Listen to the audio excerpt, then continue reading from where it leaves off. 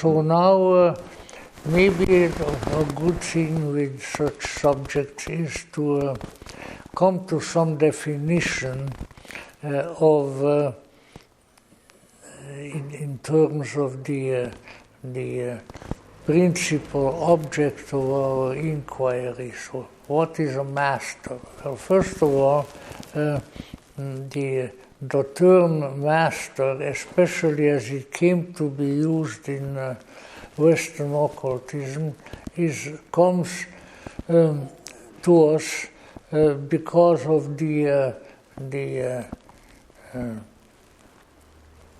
often questionable understanding of teacher. In India, which was under British rule at the time, British Raj, and the Brits introduced a lot of education. You have to give them credit for that. I don't think there would be a Pandit Nehru and some of the others if they hadn't gone to Anglo-Indian universities first. But in any event, in the English educational system, the chief, the director of a school is called a master.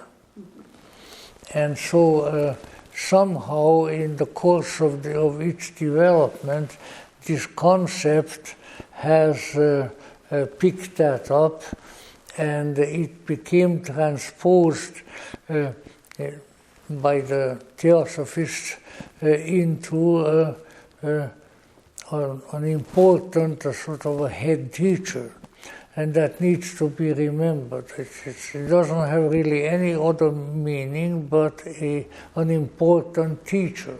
Now, that's a little bit of a definition in terms of the nomenclature. Now, to jump a little bit back from that, what we need to keep in mind is that if we look through the career of H.P. Blavatsky, where and how does it appear that these master beings have come to her and have apparently played such a great role. And that's not that easy to discern. Contrary to various stories that are about, there is no, in my research, and I will definitely check this out with other historians in the field, to my research, there was nothing that could be definitely or even undefinitely recalled the concept of masters in the early life of H.P. Blavatsky. Anybody who claims that is, well, let's say, kind of stretching the truth. There were all kinds of strange things going on with her already when she was a child, when she was a teenager, where it has been long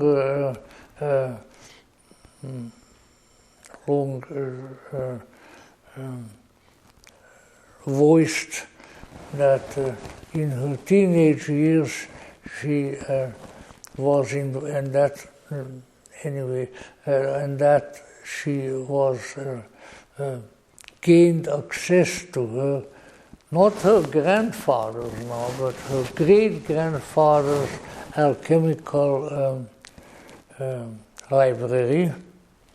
Her great-grandfather was a Prince Dolgoruki, because her mother was, H.P. Blavatsky's mother was a Dolgoruki princess as well.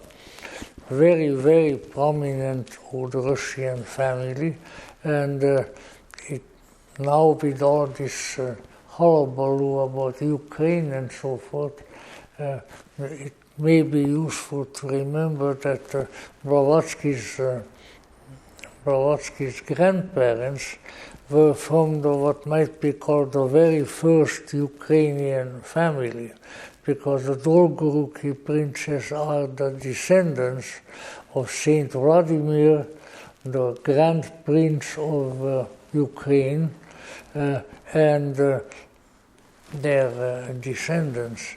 It is important to remember that, of course, nobody knows European history or even American history hardly at all here, but it's important some people to call some things to mind. For the longest time, for centuries upon centuries, there were two Russias. They were called Little Russia and a Big Russia. Not a very imaginative way of maybe classifying themselves, but they are the ones. And the Little Russia, or Little Rus, was what is now called Ukraine. And the Big Rus was Muscovy, undoubtedly located around the city of Moscow in the north. So there was one Russia in, where would you call it, south, in the south of Russia, on the north side of the mountains, which divide the Russian basin from the rest of Europe, and then Big Russia, which was headed by Moscow up in the north. And it remained that way practically all the time. So claims of one upon the other, to the exclusion of the other, are not very conforming to history, let's put it that way. But in any event, I say the Dolgorukis were the hereditary princes of what is now called Ukraine, and Madame Blavatsky was the child of a lady her mother, whose parents were the Princess Dolgoruki. So her grandparents were Dolgorukis, her great-grandparents were Dolgorukis, and therefore one can definitely accept a very distinguished family. Of course, there was no real difference between Little Rus and Big Rus at that time, and the now Ukrainian lands, which were presided over by the Dolgorukis for so long, were considered very important and very prestigious. You probably know a little bit of her biography, and I don't want to go through all of it, but let us say her, Madame Blavatsky's mother, was a very talented lady who maybe married into an environment that wasn't entirely to her responding to her talents, because her father was a prominent military officer, the commanding colonel of a Cossack regiment, and that, the ancient cavalry of Russia, and so she, I think the environment of living in constant military camps and so forth did not please Madame Blavatsky's mother all that much, so she devoted herself to writing, and she became known very well, especially in the Russian language, for many years as the Russian George Sand. Now, George Sand was the only woman novelist that was known at the time. And you may remember her if you saw some of the material about Frédéric Chopin, because she was Chopin's girlfriend and great patron. and she wrote an immense number of books, which, if you read Russian or a good translation, are really quite enjoyable. And that was Madame Blavatsky's mother. But owing to the fact that she was writing all the time, and she moved in the artistic circles of St. Petersburg, which was the capital city, and you know what? With God's grace and the victory over the Soviets, it is St. Petersburg again. No more Leningrad! No more Leningrad! After all, it's permissible to emote a little bit. In any event, the reason I know more about it because the recent wife of a long-time good friend of mine who lived here in LA lives there in St. Petersburg. My friend, on the other hand, lives in Izmir in Turkey, and so he flies with great frequency to his recently married wife in St. Petersburg, and they're having a very, very nice time. And of course, St. Petersburg in turn was built, the entire city was planned and built by Peter the Great, and that's why he dedicated it to St. Petersburg. In any event, that became, of course, the capital city of Russia under the Tsars, but Kiev, which incidentally is pronounced Kiev and not Kiev. Kiev sounds to me like some kind of a culinary expression, you know. Would you like a helping of Kiev? You know, this is again one of these recent inventions that has no historical claim. But in any event, Kiev, on the other hand, was still had considerable prestige all the way until the end of World War I, when the Russian Empire fell apart, and when the old Kiev now became a provincial headquarters, and then the Soviets, to begin with, not anyone else, but the Soviet, can even tell you who, Nikita Sergeyevich Khrushchev, who had come here to Los Angeles and wanted to, I was here, he was dreadfully wanted to get to Disneyland. And you know what? The LA City administration did not let him go. And they had I think they had a good reason for it, because they said this was only a few months after the Hungarian uprising, which made Khrushchev very internationally unpopular, shall we say. And they said, look, we have thousands of Hungarians living in Los Angeles County, and they'll all be lined up along the Santa Ana freeway with their rifles if you want to go down there to see Disneyland. So do you want to go or not? He said, "Niet, no." You know. This is all recent history, and probably not of very great relevance to our topic, but it gives me an opportunity to say bad things about Khrushchev, which is a good thing to do anytime.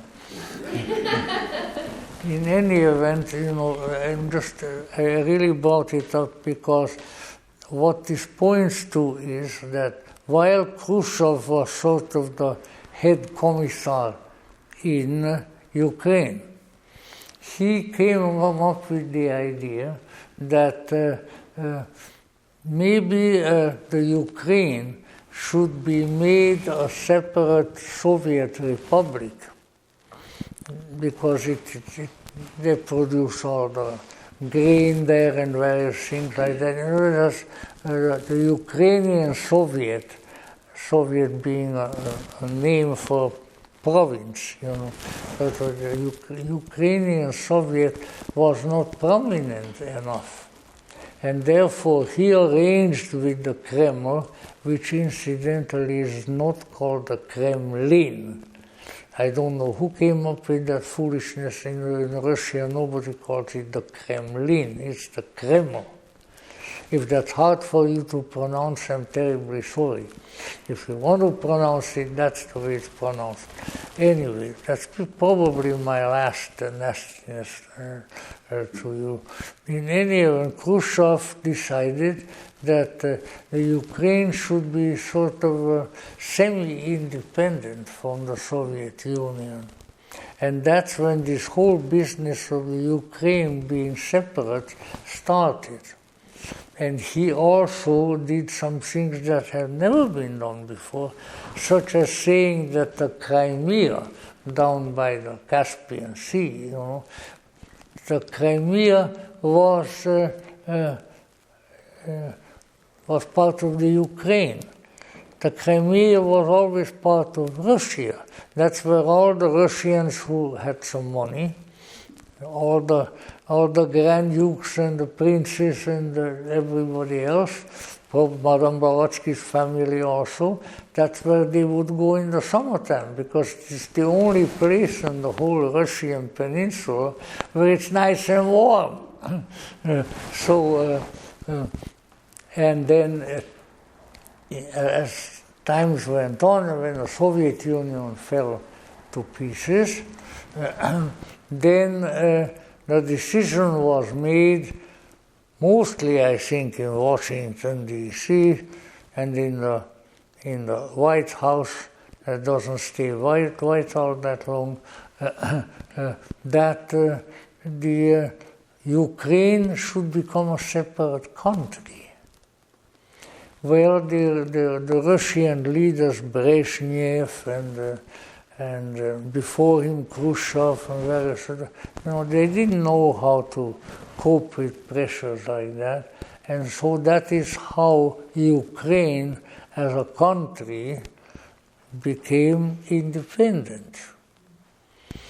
But let's say the rest of Russia was never particularly happy about that, and still isn't. So it isn't just the present president of Russia, but it's all what has been a newly introduced factor. And that is what has created some of the problems at the present time. Now, that's just to give you a little background as to what happened later on. But on the border of the Ukraine, where Ukraine borders continental Russia, there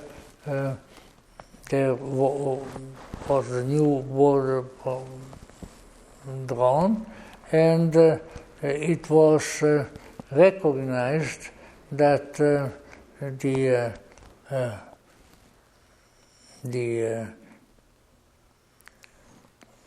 division between Russia and the Ukraine was shaky, and this caused all kinds of strange developments, even in religion, which is my particular field, obviously, because when the Ukraine declared itself a sovereign nation, the Ukrainian Church, Orthodox Church, which up to that part was part of the Russian Orthodox Church under the Patriarch of Moscow, the Orthodox Church separated from the Russian Orthodox Church and declared its own independence. And they somehow went and persuaded or bribed His All Holiness the Patriarch of Constantinople, the head of the Orthodox Church, to grant them independence. So now we have a Patriarch in Kiev, which we didn't have before. There was an Archbishop in Kiev. And so there's all kinds of confusion that arose. But for some reason, probably because of oil and minerals and things like that, a lot of other countries, including the United States, felt that it was a very good idea to see Ukraine as a separate country, and so it is still there, although shaking from the missiles that come in from across the border. And this has very little to do with H.P. Blavatsky, except that she was born in the town of Yekaterinoslav, which Yekaterina means Catherine, the city of Catherine, named after Catherine the Great. Did you ever see there was a fabulous exhibit about the career of Catherine the Great that was shown here maybe about 10 years ago at the County Museum and so forth. Very beautiful exhibit. I've seldom seen anything that beautiful. They had her decorated sleigh with all the decorations on it and all sorts of things. And they had a speech that he was delivering to the viewer. So this apparently was planned for a long time, that there would be a museum, and everybody got that to listen to, and it was the most moving, the most sweet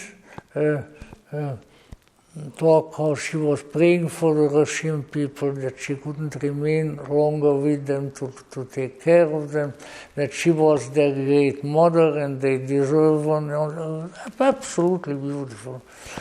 Catherine was a very interesting person anyway. So in any event, so that this gradual pulling away of Ukraine from Russia took place, but it did not really materialize until after the Soviet Union fell apart. So that's important to remember. So Madame Blavatsky was born in Yekaterinoslav, not because she was a Ukrainian, although her mother's family are probably the oldest Ukrainians in the world, because they are the descendants of Saint Vladimir, who brought Christianity to Russia. Vladimir of Kiev had sent out his representatives because the Russians were pagans. And so he sent out his representatives and says, come on, look around and see who's got a good religion that our people could take on. So they came back, well, Your Highness, we have gone to many places, we have gone to Europe, where they have the big, beautiful cathedrals that reach out to heaven, and the people worship gods there very beautifully. But when we came to Constantinople, which was still Constantinople, not Istanbul at the time, there we were not worshipping heaven, we were in heaven. And of course, if you see even today good pictures of the Hagia Sophia Cathedral in Constantinople, you can see what they were talking about. The Byzantine architecture is one of the most beautiful in the world. So then Prince Vladimir said, all right, that's what we want. Now you go over there, he sent the priests over there, and come and request some missionaries, because we want to become Christians, but that's the kind of Christian we want to worship God in beauty. So sure enough they went, and the Christianity came to the Russian region, first to what now is called Ukraine, and then all over Russia, and has really, in spite of the Soviet militant atheism, it has remained as such ever since. Now, what did this have to do with Madame Blavatsky? Well, maybe more than we imagine and maybe less than we imagine. But I think what it had to do is that Russia was clear until the end of World War I, when I can't think words to berate them more heavily, when the detestable Soviets took over. It was the most devout, the most religious country of Christendom, perhaps of the world. Of course, that changed. But you know what? It took a long, long time, but now it changed again. And there are more churches worshipping and ringing their bells in Moscow and in many of the Russian cities now than they ever did even under the Tsars. And President Putin walks probably somewhat ostentatiously out of the Kremlin every Sunday to go to church, and with him go his close associates. And he carries the prayer book and looks at everybody. Well, come on, take a look at me. And for which I think he requires a certain amount of admiration. In any event, it has truly changed. And now I haven't bought it yet, but I hear a fairly notable historian whose name I forget. That's how notable it is that I forget him so easily. He has written a new book, a real big one, called Christian Russia. So that there could be written and accurately is a very fortunate circumstance. In any event, then of course, since Madame Blavatsky's father was a regimental commander, the regiment moved to various places, and they were in various parts of Russia. And she was raised largely by her aunt because her mama was writing novels. Well, you can't do everything, you know. Raise a wild Russian girl, which she was, and at the same time write a lot of books. It doesn't quite work out. But in any event, it ultimately did. And now, what happened? The stories are stories, and I have studied enough history and taught enough history in school to have a certain reluctance about retelling stories that somebody else told. I prefer telling my own stories, but not somebody else's. But in any event, the stories of Madame Blavatsky's Russian entourage were that she possessed some kind of occult powers way back into her childhood. And there are some anecdotes that are being told which are perhaps worth looking at. One of them being that she was still quite young at that, probably not much more than 10, 12-year-old or so, and she got on a raft that was being taken down the river Volga, the biggest river. And so her father said, he probably had some of his Cossacks there, now you take care of the little girl, I want her back in good shape, so go ahead. So they went, and you know the way the Volga boatsmen were usually using their boats. There was even one or two operas or other musical pieces about them. They would walk on the shore of the river, They had the ropes on their backs, and the ropes were hooked in the river to the raft. Now the raft was a little wooden house, and that's where the people could be as they were traveling. So little Madame Blavatsky, who was probably not much more than 12 or 14 or something like that, was in the, and was a long ways from Blavatsky yet, because her paternal name, the father of her military father, was von Hahn, H-A-H-N, and I am proud to announce once again, probably for the umpteenth time, that the first cousin of mine, daughter of my mother's sister, had married maybe about 20 years ago or something, married a von Hahn, an exiled Russian in Austria.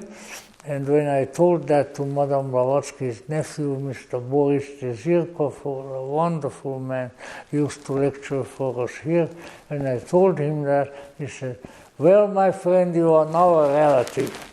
So I have her close relatives' testimony to the fact that I'm a relative, and I couldn't be prouder. But in any event, so the reason that incident about the Volga boatsmen, you can just hear them. There's one opera that has it, where the boatsmen are singing, and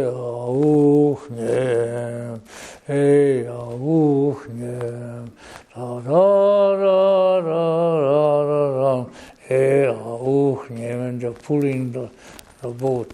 So in any event, there already, so fairly early in kind of late childhood, it became apparent that this girl was unusual, let's put it that way, And then, as time went on, I have heard that before. There was a rumor to that effect for quite a few years, that she got hold of the library of her great-grandfather, the old Prince Dolgoruki, and that library had a tremendous number of books in it on alchemy.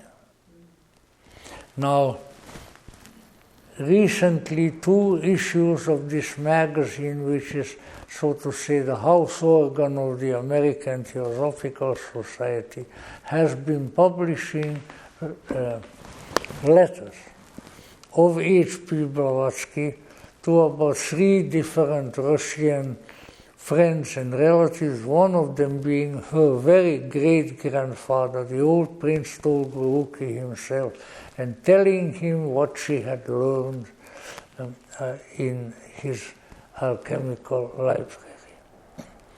Now, I might as well comment on it a little bit instead of jumping onto something later, because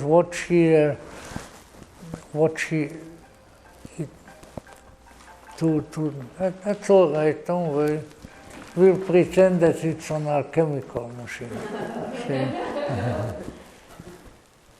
So in any event, what it looks like to me, with my much more inadequate knowledge of alchemy, that she had gotten hold of a somewhat simplified alchemical system, which, however, is based on the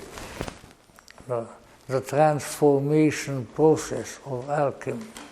And that what she ended up with was, as indeed is in these alchemical systems, incidentally, if I can find my volume, which would be very, very sad, but if you find it somewhere, if you get hold of volume 16 of C.G. Jung's collected writings, These are the writings that have been published years ago.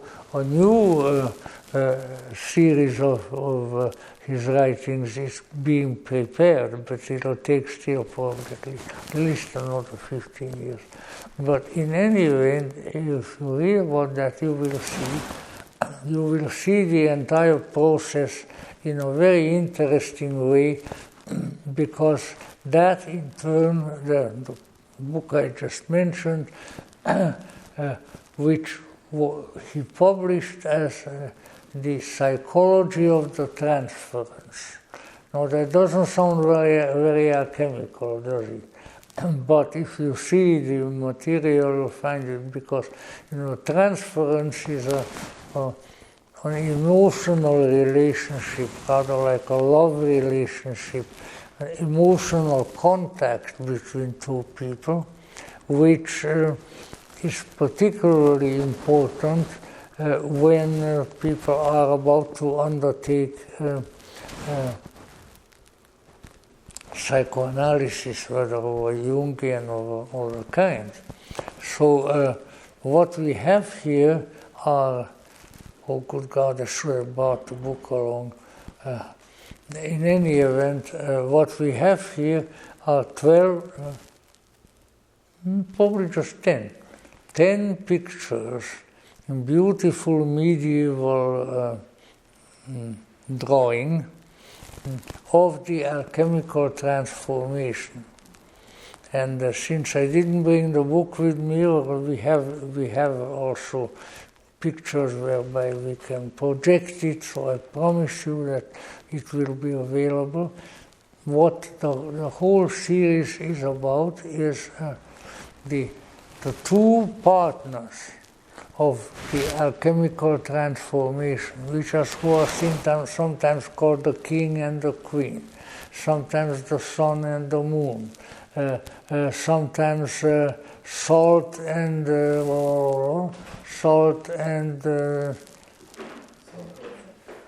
copper. Yes, okay, thank you. Yeah. So they are there confronting each other. Hello there. Confronting each other and about to establish a relationship which is, as we find it at the end, destined to make the two of them one. And so there are all these different things. They're standing in the rain and the water falls down on them. They are lying down in their coffins and they are dying. And one thing after the other, one thing after the other. And all of which has to do with the desired union of the salt and the sulfur. I think it's sulfur. Yeah. So it goes on and on. You should see them dancing with each other. You see them embracing. You see them lying down in their coffins. It just goes on and on. 10 different pictures. Very good pictures they are too. And then at the end, with the aid of mercury, which is of course the usual alchemical process, with the aid of the mercurius, who often by the alchemists is explained as the figure of Christ, as the unifier. They find each other. You see them in a condition of embrace, and in the next one you see a strange picture of a sort of angel-like being, but which has two heads, like the two-headed eagle of the Tsar's empire, which is my favorite. But let's say so, and then it says, and so the noble empress is born. From the union of the two opposites. So really what you have to keep in mind, so you can't accuse me of falsifying alchemy, the alchemical process starts with more figures, usually 4, earth, water, fire and air. and then they begin to interact. Finally, with a lot of transformation, they boil down to two, and they are the white and the black. And that is what Madame Blavatsky is writing to her great-grandfather about in the letter here in Quest magazine, where she says, well, I have succeeded so far. I am now translating her. I am now the mouthpiece of young Madame Blavatsky, that they have come back together to the black and the white, and that the white is now becoming stronger and things like that, and soon they will be one. That's my translation of what she has there. So a very, very interesting commentary on alchemy. And I know that this a statement of that sort, which is in this magazine, we don't need to look it up exactly, but she says the black and the white are now coming closer, and something to the extent that the white is going to prevail, although not quite put in that way. In any event, so what is that? That is the final union of the alchemy, of the coming of the two-headed griffin or eagle, and when the light and the dark come together and finally manage to reconcile and unite. Because while there are many colors involved in the alchemical process, there's the rubido is the red phase of alchemy, and others, but there is also the blackening and the whitening. And when the black and the white come together, that's the final union, when the opposites of this world have found each other and are now one. So let me say that while not all alchemical systems work the same way, but probably the best way of observing the alchemical transformation is that there is a the present world consists of four: earth, water, fire, and air. They have their particular colors and all of that. And then you heat them up and add various things to them and so forth, and then they become active, and finally they divide into two, the black and the white. And now the black and the white are interacting and finally uniting, and when they have united, then that particular alchemical codex says, the noble empress is born, because they were the king and the queen, the sun and the moon. But now when they unite, they are the ruler of kings. It's the emperor or the empress. And so that is what she communicates to her great-grandfather. Look, I have come this far. I am really good alchemist, And he undoubtedly was quite happy about it, because he had studied alchemy for a very long time. But, of course, we can draw, and we should probably draw, conclusions of a philosophical and occult nature from the depiction of these transformation processes, because what they are really telling us is that we undergo all kinds of changes with our psychological functions, as Jung put it, with the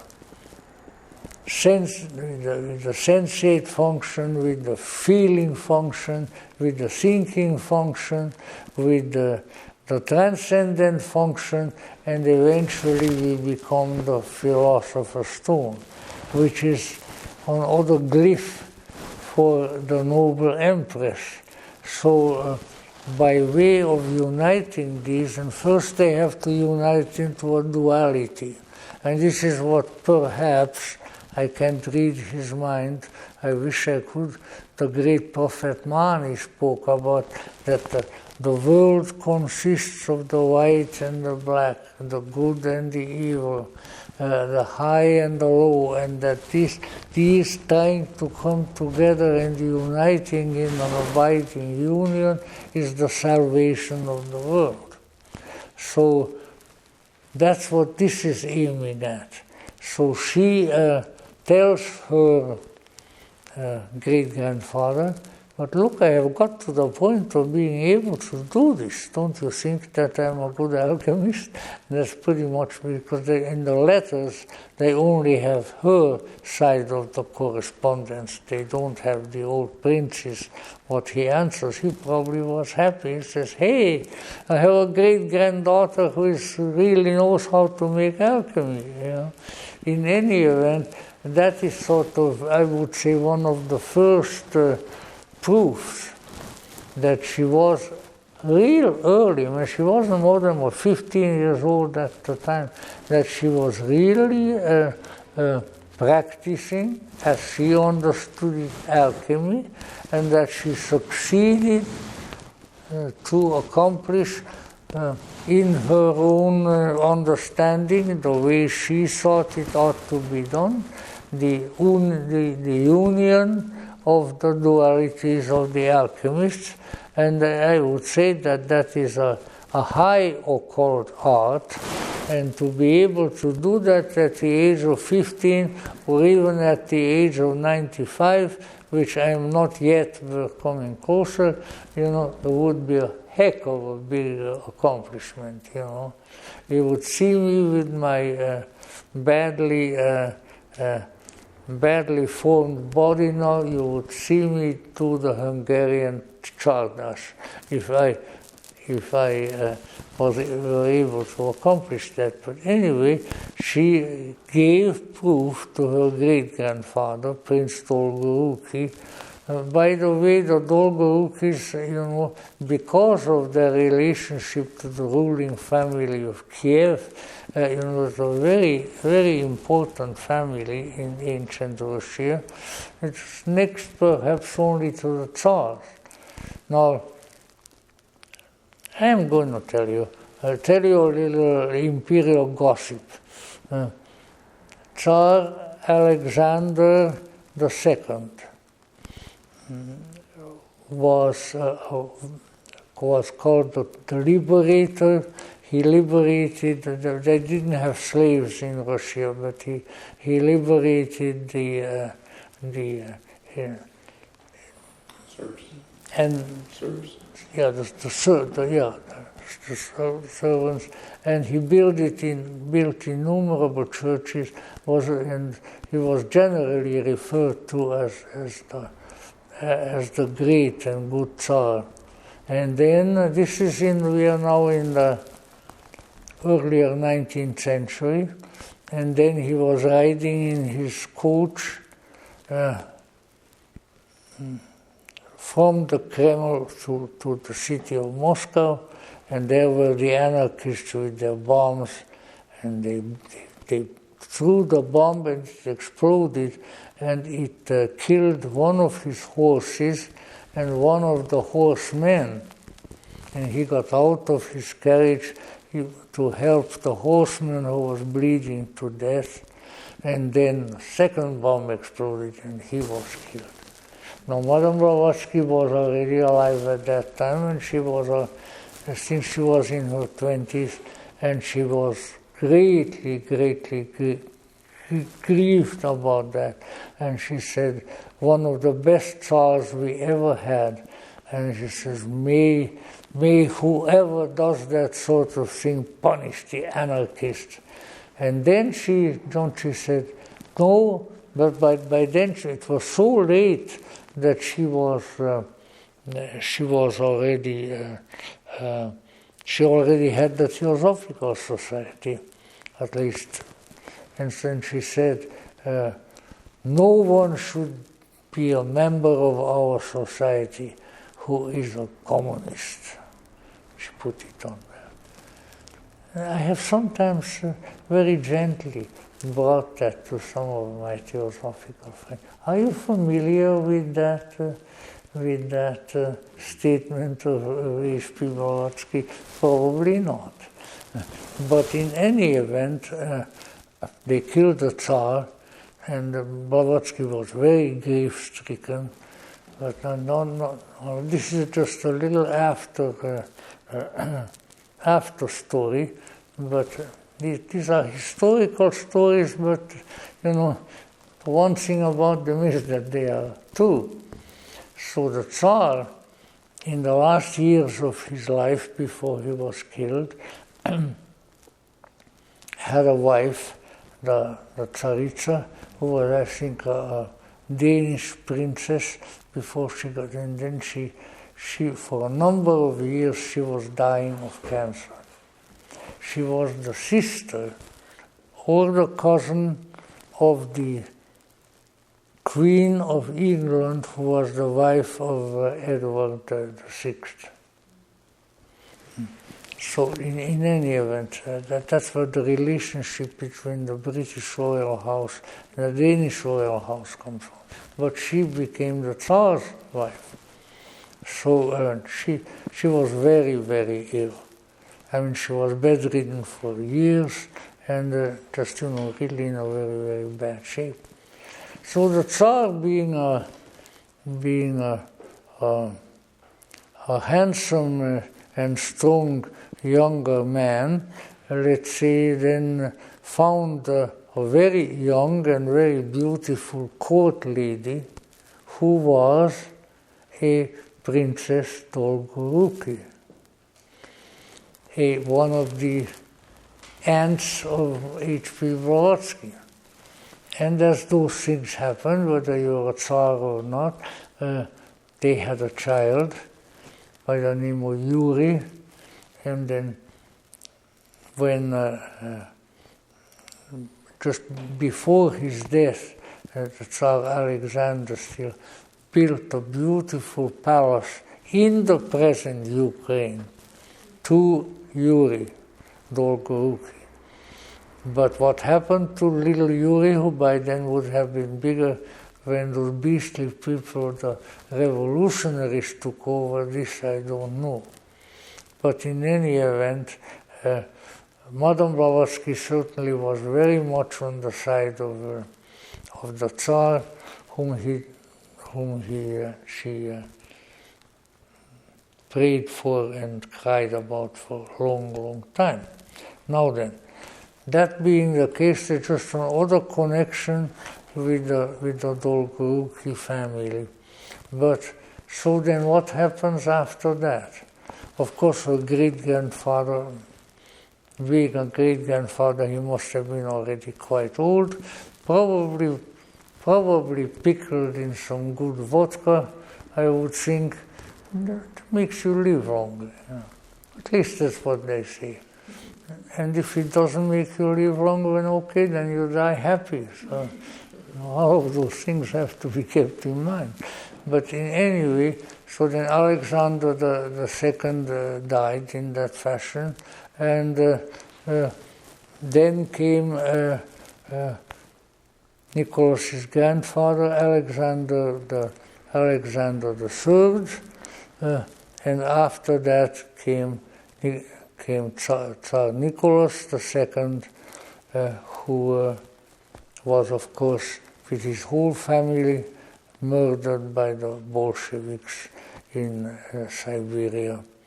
In any event, you can see how the families and these various things intermingle, but I think if, well, let's put it this way, let me stick my nose out. If anybody calls me on it, sometimes it never happened.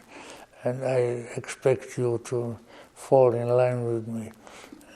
Namely, to say that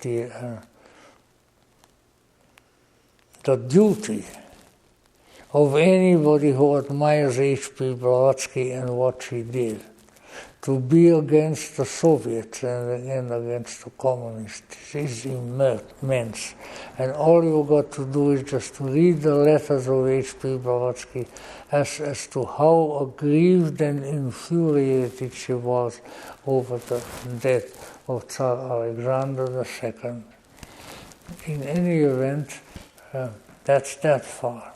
Now, the question is, all this time, she was growing up with the Cossacks in the various army camps. You know, I have found out just recently, purely by accident, if there are accidents, in an article by my late acquaintance, Mr. Boris Zirkov, who was Madame Blavatsky's nephew, that what was it that I found out? I found out that Madame Blavatsky's father, Peter,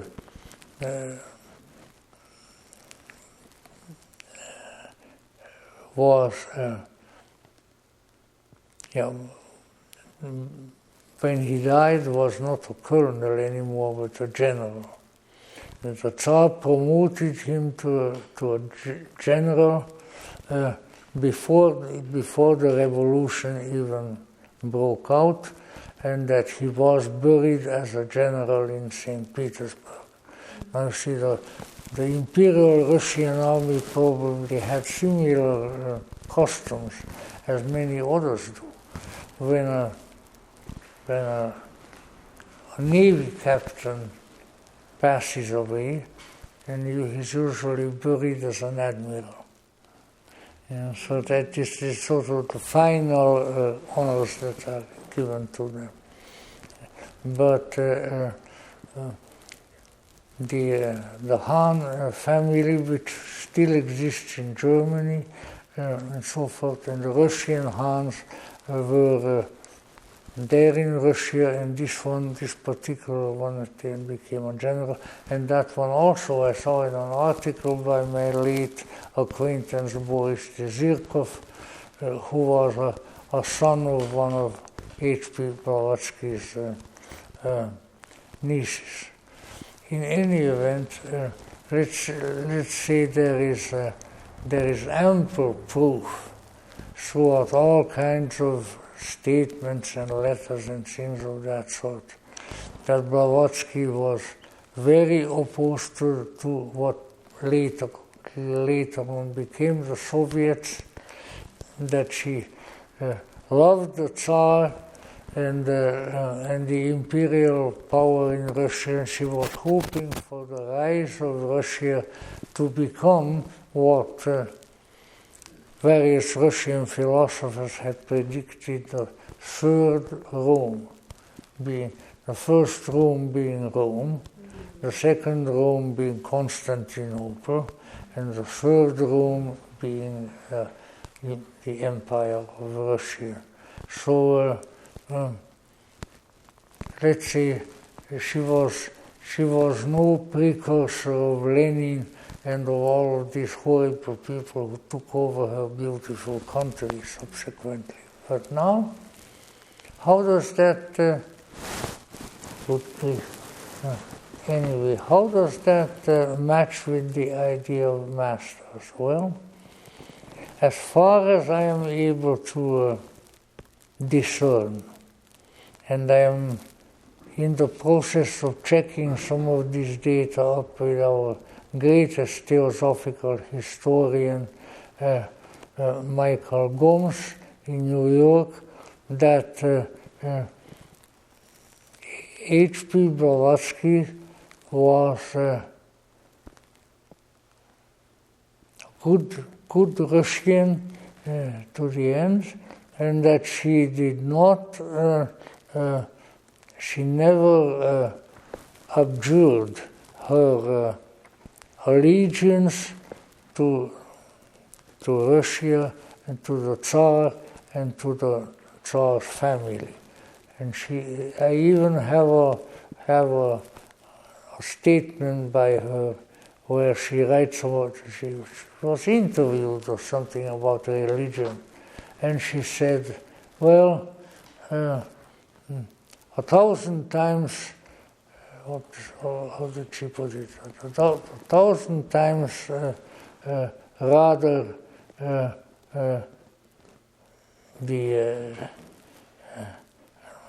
I think she said that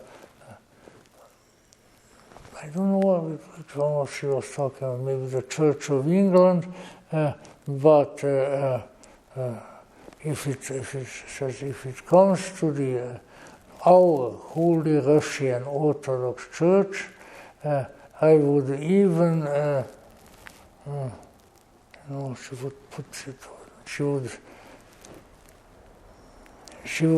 would even do away with Roman Catholicism, something of that sort.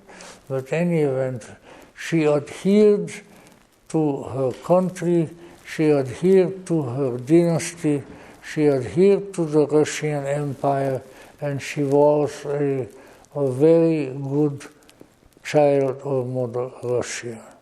Now, you would think that would be enough. But as time went on in Blavatsky's career, more and more initially sort of rumors arose that she was in touch with some mysterious persons who became her occult superiors. The first one that she mentions, to my knowledge, but I have to check this out with Michael also, was that there was a big jubilee celebration in England of Queen Victoria. Now, what her jubilee was at that year, she reigned a long time, so I don't know, was it her 25th, her 50th, her 75th, but in any event, big doings. And it's a historical event. One of the reasons that it became so historical was, but if I remember correctly, and if I don't remember correctly, then it's my shame, that the Jubilee celebration occurred after the death of her husband, Prince Albert. Now she went into deep mourning when Prince Albert died and stayed that way for years and years and years. So she was incredibly hit by that.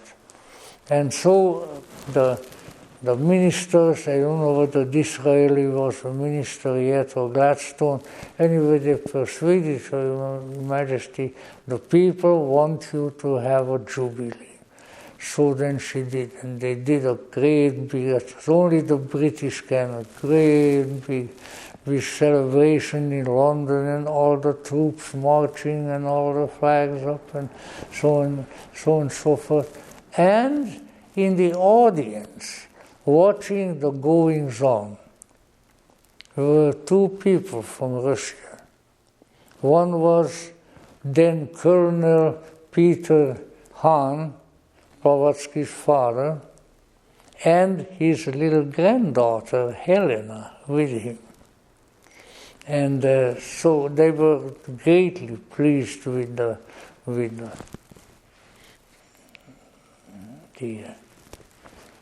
great celebrations that were going on and so forth. Now, according to some of the reports, and I think some of the reports were endorsed by H.P. Blavatsky herself. According to some of the reports, in the parade of the various rulers of the empire, they rode some Hindu princes. And one of them was someone who she felt recognized her and she recognized him. And he was subsequently identified as a prince of the Maurya family, the Maurya dynasty, who were rulers of Rajputana for a long, long time, and even the great Chandragupta Maurya the Great, as he was called, who was the first Buddhist emperor of India, was one of their number. And so this was a man of a very illustrious lineage, let me say. So HPB presumably, again the evidence is not all that clear, but HPB presumably said that as the Hindu prince rode by her and her father on the London street, he looked down and her eyes were like torches of flame and they went toward her. And he winked at her and continued. And that this was her first encounter with whom she came to call the Master Maurya. Now, listen, that she was about 15. So listen, I've known a few 15-year-old girls that if a Hindu prince, all attired in his beautiful brocades and his pearls and his jewels, rides by and looks at her real close, who would be pretty taken over, pretty taken off. Now, it could be entirely different. It could have been somebody who in some fashion had contact with her, and when he looked at her, something really happened and a connection was established, which apparently endured for a long time. Now, there was such a poor person, a Maurya prince in the parade, and it is quite possible that there was some kind of contact made, but let us say the whole situation is a little bit secret, a little bit hush-hush, and not entirely reliable. However, at the same time, it might be entirely true. So if true, there is the appearance of the one whom she came to call subsequently the Master Maurya, and whose name appears in the various reports that have to do with her contact with these masters. Pretty soon after that, she came to, maybe mixing up the dates a little bit, but pretty soon after that, she went traveling to Egypt, which she liked very much. She went to the pyramids, she went to everywhere one goes in Egypt, and she was, of course, taken with the occult influences of the Egyptian temples and of the Egyptian pyramids. And then she came to America. Before that, she has been already in various places. But she came to America, and when she came to America,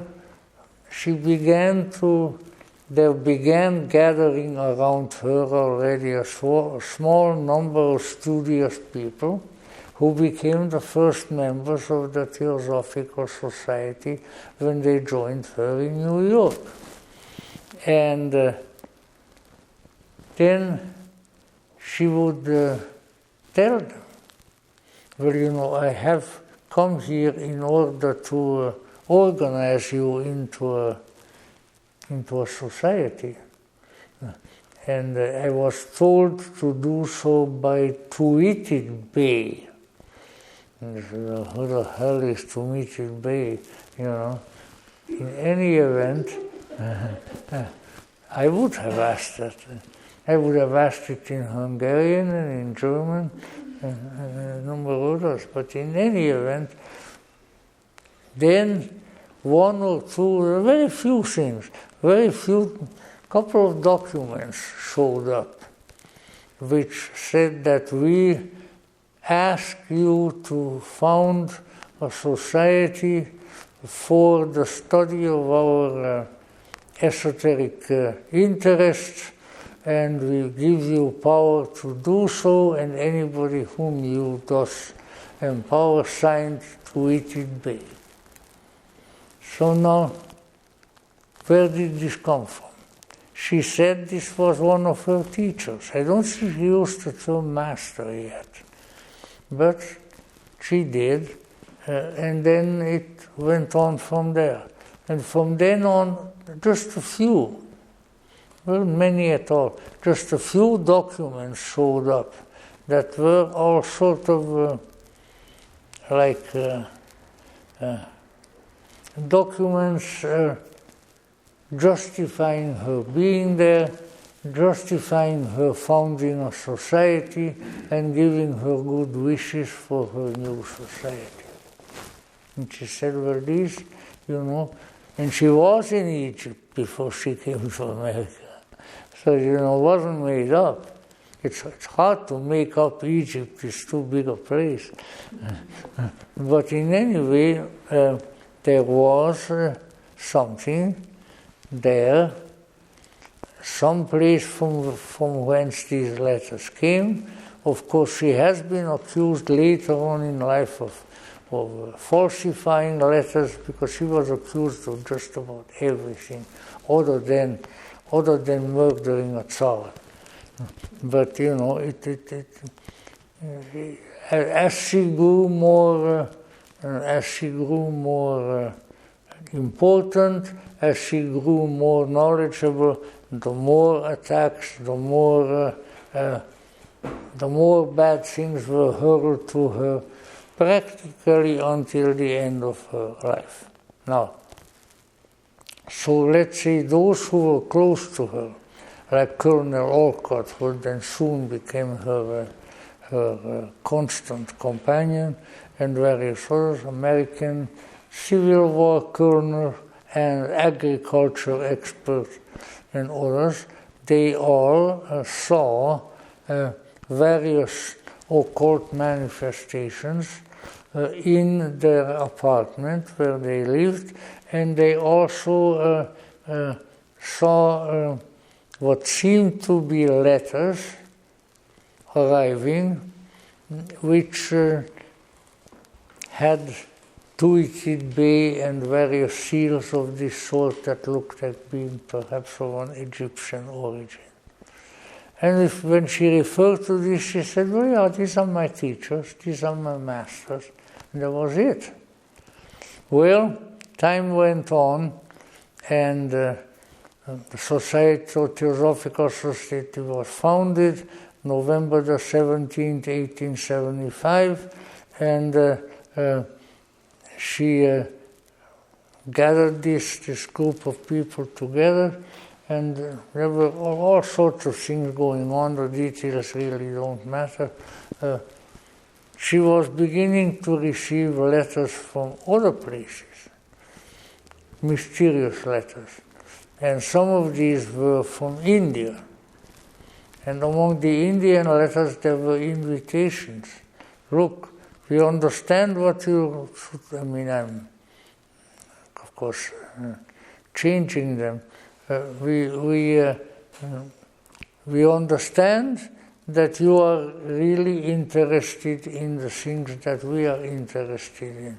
If you came to India, we would have a place for you to live, and we would have disciples for you to teach.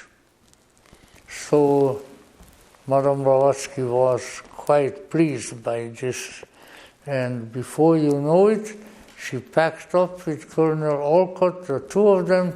They got on the boat and they were on their way to India. Now, once again, what does this mean? Well, she went to India, and other than killing, what did she say? How many thousand vermin did she kill in her room in Bombay?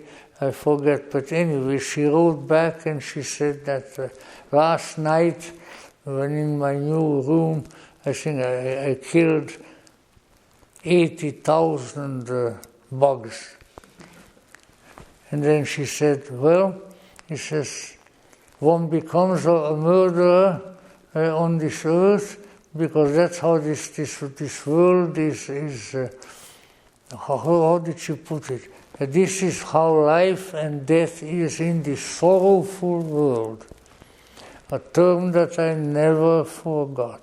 I read it for the first time, I think, when I was 16 years old, and I never forgot it. The sorrowful world. Now, I had experiences, you had experiences, hopefully not with that many bugs, however, but that indeed life lives on life. Animals and humans kill each other, eat each other, and then they produce more of their own kind. So once again, so you can see that some of her ways of viewing reality and putting this into letters are certainly different from the way sort of the New Age people and the New Age theosophists have ruled the way. Madame Blavatsky was never a rigid vegetarian. Never, never, never. But she had no objection to people who were, except if that interfered with her plans. For instance, there was a very, very interesting lady who subsequently was here in America, maybe even in this place, who's, well, she was married many times. She was very beautiful too. And I never met her anymore. I met her widowed husband, Mr. Henry Hoeller, to whose legacy these stained glass windows are due, because he built his little house and a little piece of real estate over here on Glen Green to the lodge, and with that we were able to put in the things. Anyway, Mr. Hoeller married an American lady whose name originally, I don't know what it was originally, but by the time he married her, her name was Marie Russak. And Marie Russak was an unbelievably talented lady who she could do just about everything. She was an amateur architect. She was an opera singer. She was a seeress, I suppose, all kinds of things. But what she didn't do have enough patience to wait till I came to Hollywood so I could have met her. And therefore, I could only hear about her. I saw her photographs and the people who knew her. But in any event, she was, next to Annie Besant and C.W. Leadbeater, she was the seeress of the Theosophical Society for a long, long time.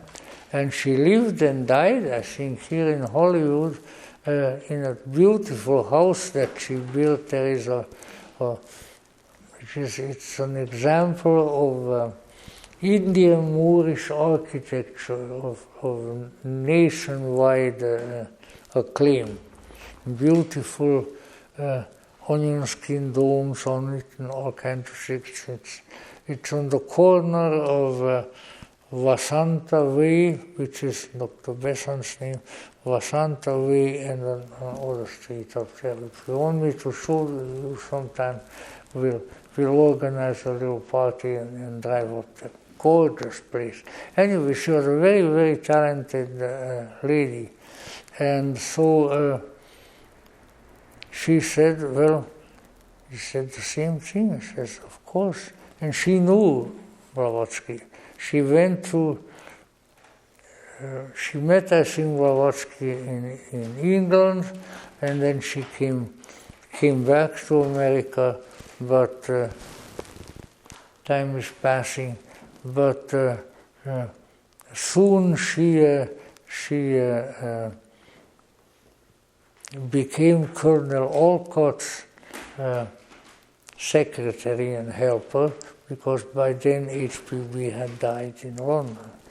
Any event, she's apparently a very interesting lady, and I heard a lot of good stories about her from her late husband. And she said that when she and Colonel Olcott were traveling aboard ship to India from England, when we still went around the Suez Canal. Not only the Suez Canal, but I think around the Horn of Africa. It was only in the later 19th century that the Suez Canal came. But in any event, and she said also that Madame Blavatsky was with her. She said she was the wisest occultist whom she ever met, but she was also the most practical woman whom she ever met. And so when she came down on that time her name was Mrs. Rosak, came down on Mrs. Rosak, who looked very piqued aboard ship. And he said, what's the matter with you? Are you sick? No, madam, I can't get anything to eat because they only serve meat here on this ship.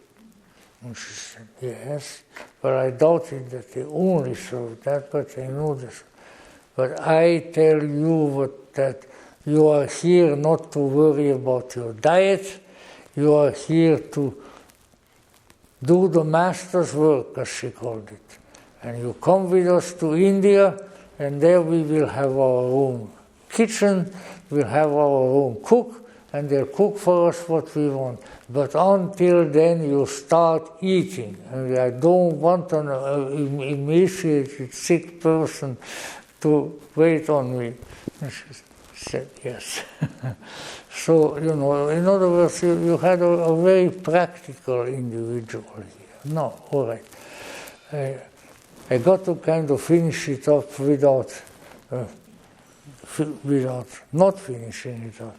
So they were in India, and their fame grew. A lot of prominent Indian people came to them to visit them and became their disciples.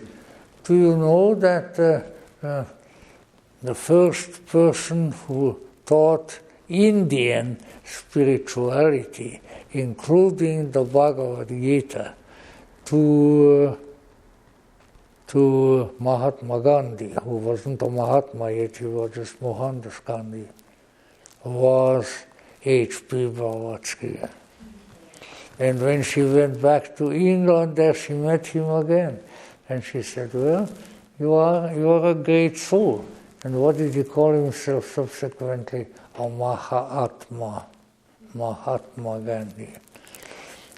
But of course, that was an open secret that a lot of people knew. So in any event, let's say, and she impressed on Mrs. Rosak too that wherever we go, what they give us to eat, we eat. Don't you worry about anything else. Why? Because we have work to do. And you should know that much, that if you don't keep yourself strong in the body, you won't be able to do any work. So keep that in mind. I really profoundly regret that I missed contact with that lady, because everybody who knew her, she went under the occult name of Mother Helios. Helios being the sun in Greek, sun in the sky. Apparently a very, very interesting person. But let's say things went on, and again it was sort of understood that HPB had contacts in the other realms, and that some of these she would refer to as masters and so forth, but not a great deal was made of it until a little later as time went on. However, nevertheless, the news got out, and now came what really became, I think, HPB's downfall, or it looked like it became her downfall. And that was that she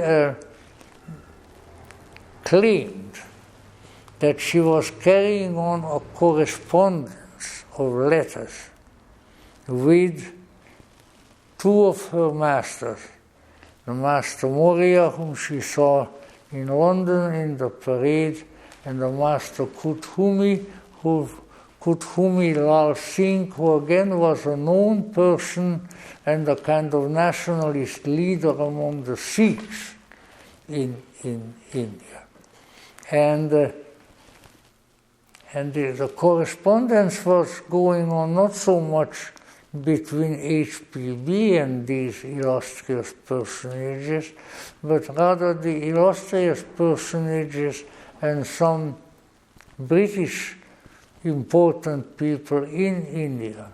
One of them being a newspaper editor of the biggest British newspaper in India by the name of Alan Percy Sinnett. And the other one being an official of the British colonial government, who was sort of like a state secretary to the Viceroy, Alan Octavian Hume. And these people wrote beautifully letters to the masters. They gave them to HPB, and she presumably would have ways of forwarding these letters to the addressees. Now this became more and more complex, and then there came, there is always a fly, at least one fly in every ointment. So there came the fly in the ointment, who was a French woman by the name of Madame Coulomb. To my great chagrin, I am related to a Coulomb family here in America. They were French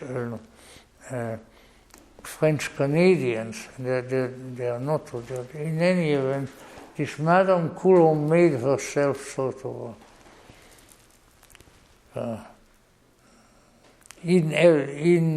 inevitable helper to Madame Blavatsky. He did this, she did that, and she worked on. They organized a kind of like a little postal box, and there they put the letters of the two Englishmen, and the letters would disappear from there and other letters reappear. No, it was never proven that these letters either way were not genuine. But, let's say, accusations were made, and then a high-nosed, pretentious British society called the Society of Psychical Research sent out a representative to India to investigate Madame Blavatsky, and he came back with the grandiose statement that she was a fraud and that all of these letters were bunkum and things like that. And this news, of course, went into the press. No television yet, at the time, and it knocked her down so much that many of her associates felt that, given a few months, that's what killed her. Because sort of her spirit, she tried all kinds of things, and her spirit was broken, and then she died. So then she didn't want to stay in India any longer with these accusations around her neck, so she went back to Europe, stayed for a while in Belgium, in the lovely city of Ostend, which I like, and where she was chaperoned and taken care of by a Swedish lady, the Countess Wachtmeister, who was there with her, and Countess Wachtmeister tried to take care of her, but she was sick. Blavatsky was so sick that the Countess thought, sure, this night she's going to die, because that's what the doctors said. The doctors didn't know a heck of a lot then, and they don't know a heck of a lot now. At least they didn't say that she had the COVID, which would have, but anyway, she didn't. So I had the good fortune one time to be listening to the radio, which in itself is not much of a good fortune around here, but anyway I was, and on the radio there was one particular interviewer was interviewing a guest, diplomat who was here, who was none other but the Count Wachtmeister. And I said, doggone. So I called up, and I got through to him. And so I said, the Count Wachtmeister, and so, honored to meet you. And the thing is, you have in your family a Countess Wachtmeister who had been closely associated with somebody whom I think very highly of, Madame Blavatsky. Of course she was, she says. Even we who are her grandchildren never heard anything else from our grandmother as to what a great, wonderful woman Madame Blavatsky was. She says, and it goes down every generation in our family hears about Madame Blavatsky. So I said, well, thank you so much. I was really happy to hear that. So she was, but she was not in Sweden with Madame Blavatsky. She was in Belgium. And so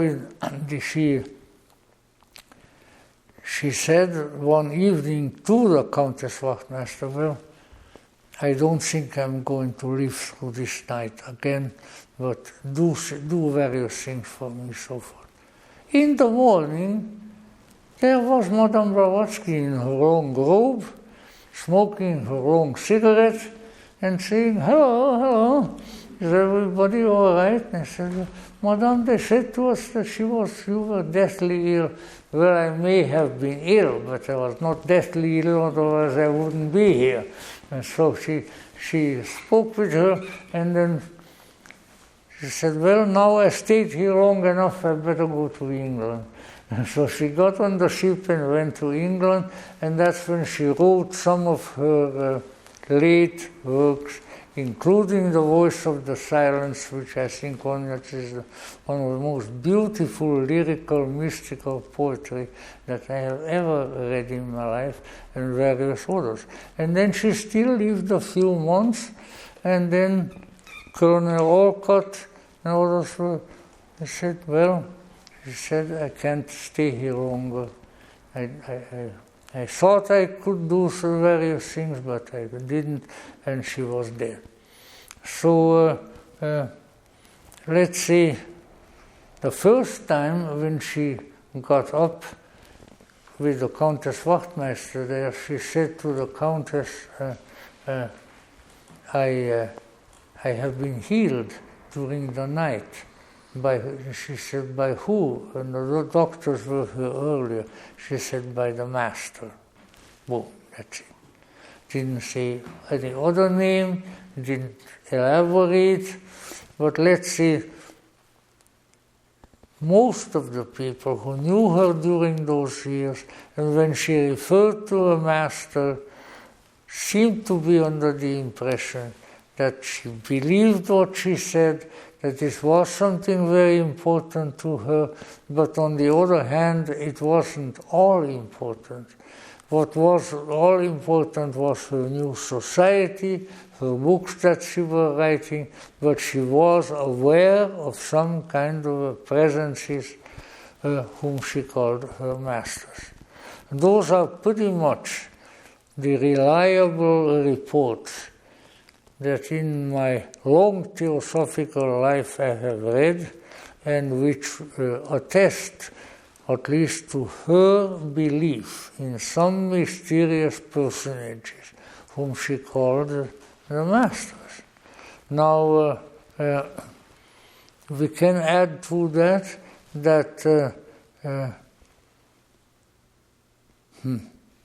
let's say that would stretch it out a little bit.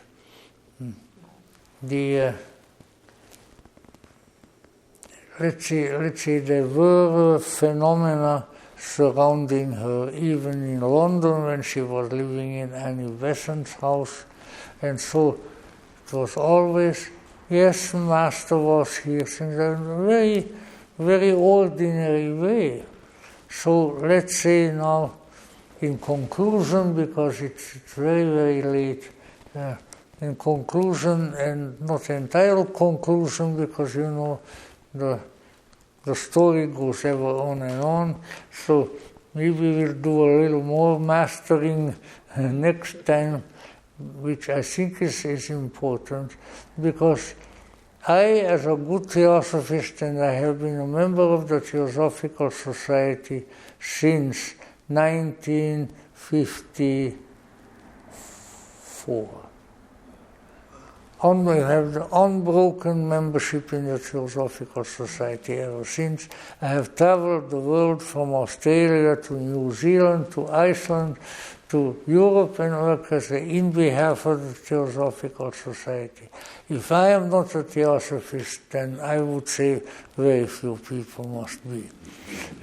But let us say the issue of the masters was always a mystery to me. What is this? Now, in the non-theosophical literature, I have come across only one reference which I think might pertain to this master business. And this one reference was by Dr. Carl Gustav Jung, and is written in his Memories, Dreams and Reflections, which was his first autobiographical book, really written down by Aniela Jaffe. The originals are available if you yell loud enough in the Library of Congress. You might find them, but anyway, the book has been published. And this is nonsense. I promise you I'll finish with this one. Otherwise, none of you are going to come back next time. So you know, here is the story. In Memories, Dreams and Reflections, at a certain point, not very far into the book, but I don't have the book in front of me, Jung writes that it's badly translated, they call him a ghostly master. Now, I know pretty good German, having been my second native language, and that's a stupid translation. It is not ghostly, but geistig, which means spiritual. So, he said he acquired a spiritual master. Jung. Not Annie Besant, not Alice Bailey, not anybody else but Jung. And he said that this was very important to him. And then he said he tried to figure out what this was. He even painted his picture, which you can find in the Red Book. But he couldn't quite figure out what was going on. But in trying to figure out the situation, what he did was meet, perchance, you know, these people whom we meet perchance, he met an Indian diplomat who was in Geneva at the predecessor of the United Nations, you know, was the League of Nations. And this man was at the League of Nations. So Jung and the Indian gentleman sat down together, and the Indian gentleman said to him, You know, in India, it's habitual with us. If you are interested in spiritual things, that we will get a teacher, we will get a master.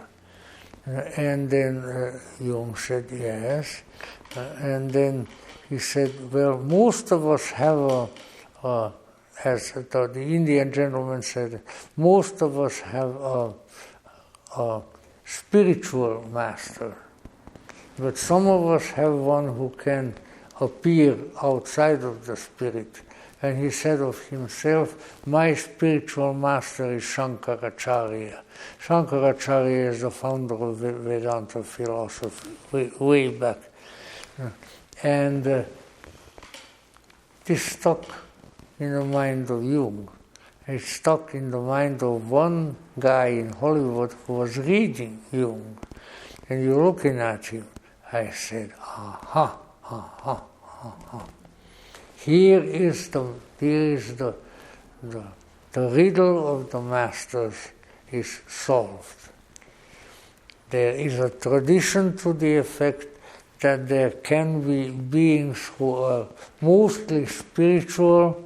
They are not discarnate entities, but they are beings who are interested in helping you. And if they find people whom they want to help, they come and they give them some instruction. And if you read the Red Book, then you can find more references to a being who came to Jung and who called himself by the Greek name of Philemon. And there's a picture of Philemon, and it can be copied. So, at least to my unresponsive mind, I thought that I found the major portion of the explanation.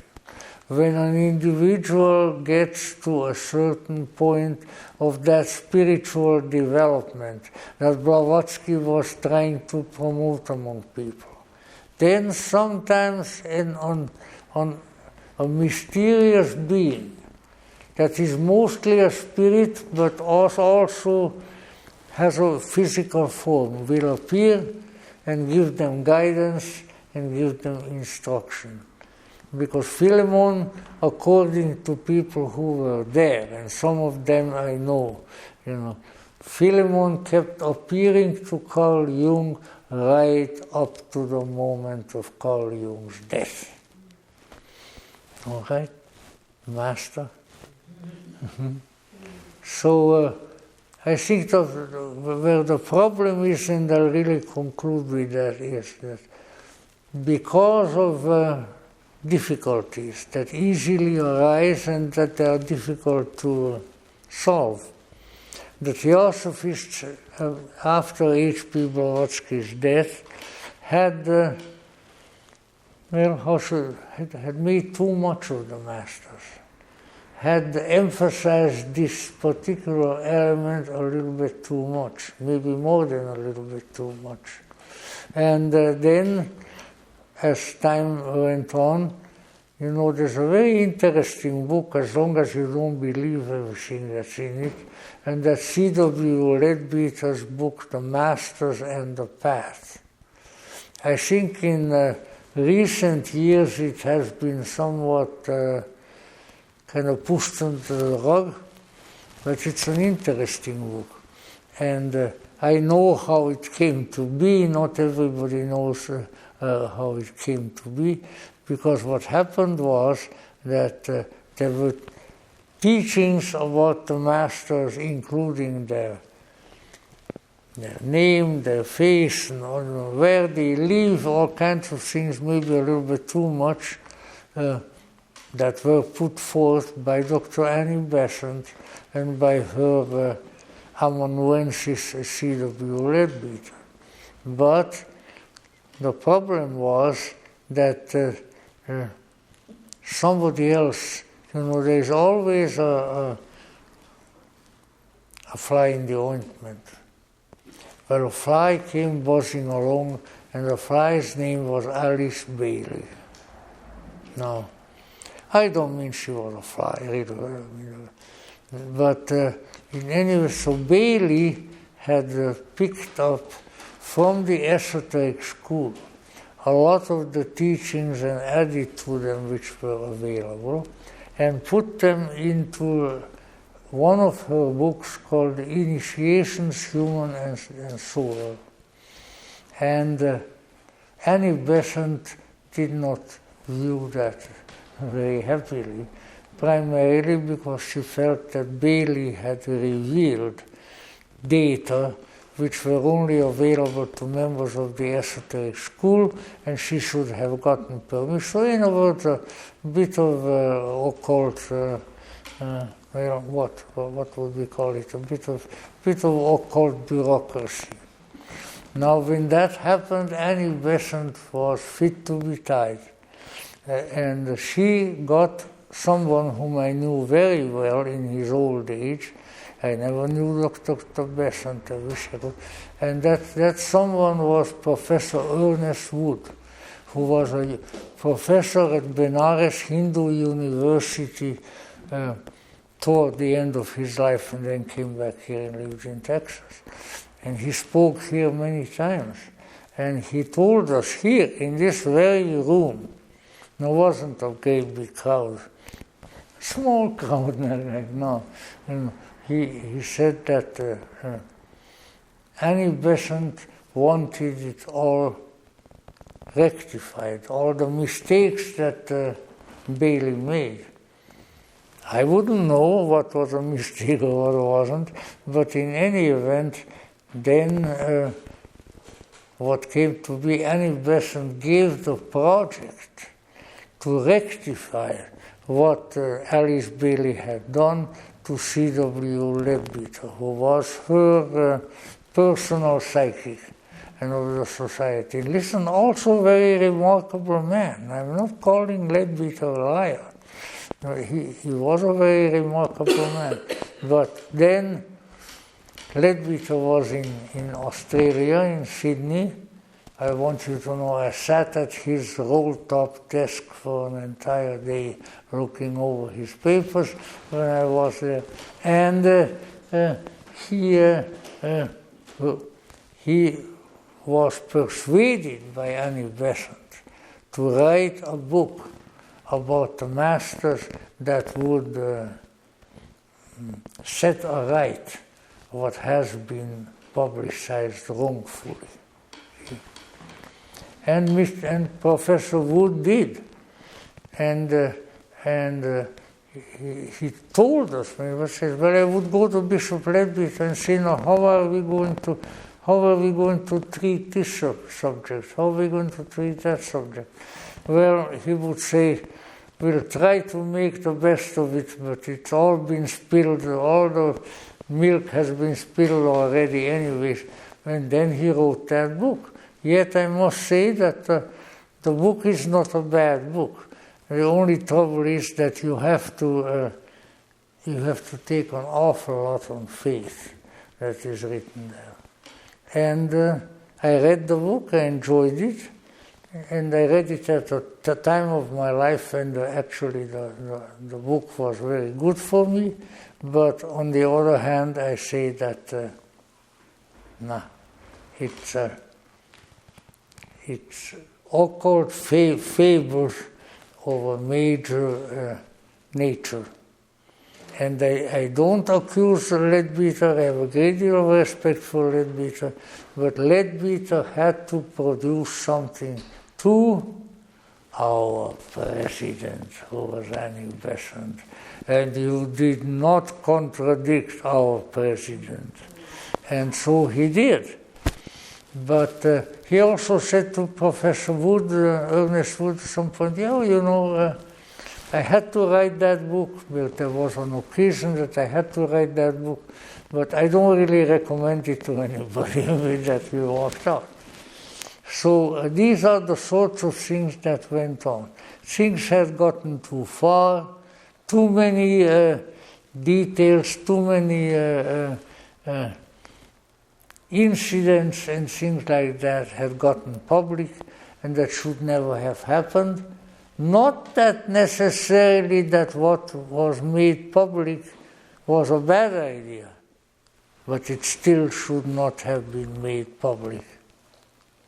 Those of us who have this little cold pin sometimes, we know that there is a discipline to silence.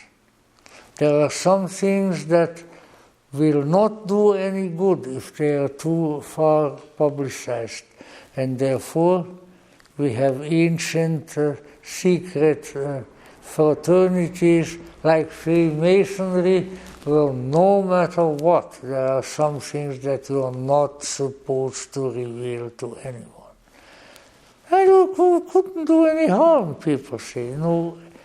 It might not do any harm to those whom you reveal the secrets, but it will do a great deal of harm to the person who does the revealing.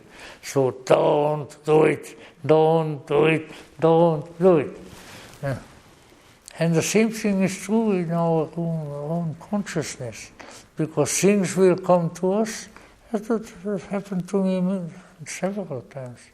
Things will come to us, and then comes an impulse or a voice, don't tell this to anyone. What says, don't ask why, but don't tell it to anyone. And undoubtedly there's a good reason for it, that with my limited Hungarian brain I cannot conceive of. But if I'm told something like that, then I observe it, because I have sworn an oath as to what I will keep secret, and I will keep it secret. I don't give a hoot what's in it. I don't give a hoot if it will do anybody any good or anyone bad.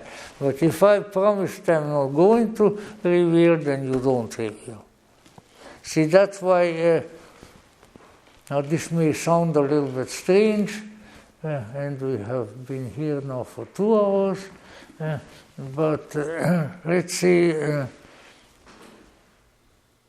it wouldn't be a bad idea, no matter how the culture would kick against it, if an occult student would learn that he or she must become a gentleman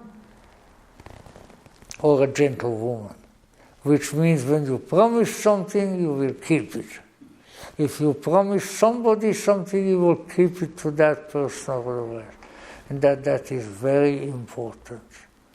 Not because of a great secret that will be revealed, but because keeping a secret will do something for you. And what it will do for you is perhaps precisely why Blavatsky had visitors who were called masters. They were teaching her how to be an honorable, an honest and good teacher, how to keep people from doing stupid or evil things. In other words, how to bring forth the message of the esoteric tradition. So, masters, I knew one occult teacher who got really so sick of the concept of the masters that he said, masters need slaves. And he got all of us really scared by saying that. Because, of course, that's another interpretation of the word master. But in any event, let's say there is something there. But that something is not an earthly presence, although it may appear as such. We are entitled to help. That's the original meaning of angel, or an angelos, a messenger. We need help. If you read the early part only of the Red Book of Jung, you can see when Philemon, the helper, comes, and also at the end. So we have help, we have friends, we have relatives. And may we be thankful for that, and may we receive from them what they give us, and may we in gratitude and in goodness continue in our occult career. Thank you very much. I'm sorry to keep you this long, but this would so in different words and in different ways, but that will be a significant part of my speech in Vancouver, and it's going to make a lot of people real angry, and I'm going to say, ha ha.